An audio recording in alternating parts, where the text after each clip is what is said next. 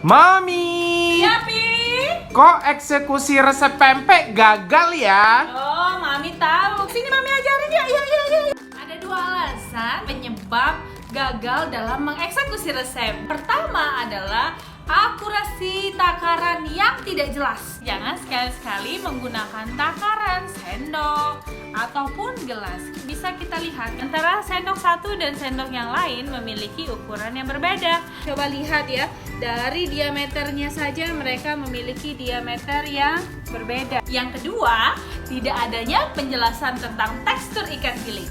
Dalam resep hanya tercantum ikan giling 250 gram tanpa ada penjelasan tekstur seperti apa yang harusnya dipakai. Nah, kenapa sih tekstur ikan giling itu penting?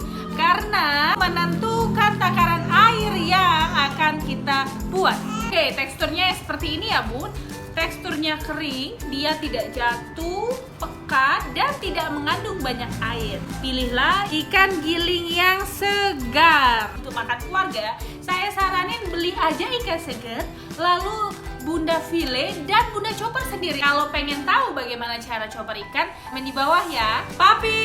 Iya, Mi. Ayo Pi, mau tanya-tanya apa lagi soal pembuatan pempek nih? Ayo komen di bawah, nanti Mami buatin ya videonya ya.